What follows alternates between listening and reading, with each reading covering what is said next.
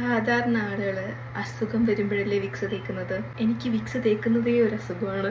രാത്രി ഉറങ്ങുന്നതിന് മുന്നേ നെറ്റിയിലും ചീക്കിലും മൂക്കിലും ഒക്കെ വിക്സ് പുരട്ടിയിട്ട് കിടക്കുമ്പോൾ ഒരു മനസുഖം. അത് പറഞ്ഞപ്പോഴാണ് സാധാരണ സ്കൂളിലെ ക്ലാസ്സുകളില് ഇടയിൽ സമയത്തായി ബെല്ലടിക്കാറായോ, PT എത്രാമത്തെ പീരീഡ് എന്നാ പറഞ്ഞത്, ഇന്ന് മാത്സ് ടീച്ചർ ആരെങ്കിലും കണ്ടായിരുന്നോ, ഇതൊക്കെയല്ലേ ഏറ്റവും കൂടുതൽ ചോദിച്ചു വരുന്ന ക്വസ്റ്റ്യൻസ്. ഇത് കൂടാതെ ഞങ്ങളുടെ ക്ലാസ്സിൽ ഏറ്റവും കൂടുതൽ ചോദിച്ചു വന്നൊരു ക്വസ്റ്റ്യൻ ആണ്, ഡസ് എനിബഡി ഹാവ് വിക്സ്?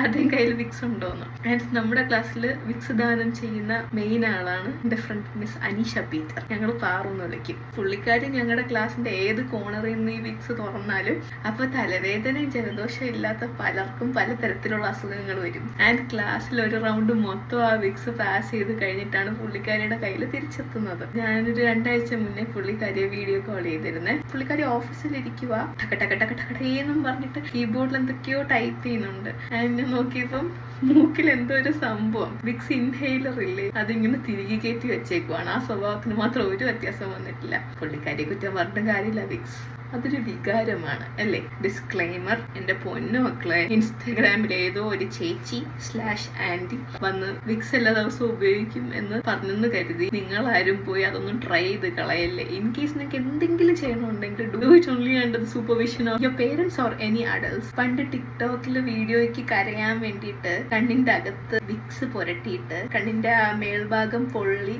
ഒരാഴ്ചയോളം കഷ്ടപ്പെട്ട എൻ്റെ സഹോദരനെ ഞാൻ ഈ നിമിഷം സ്മരിച്ചു കൊള്ളുന്നു.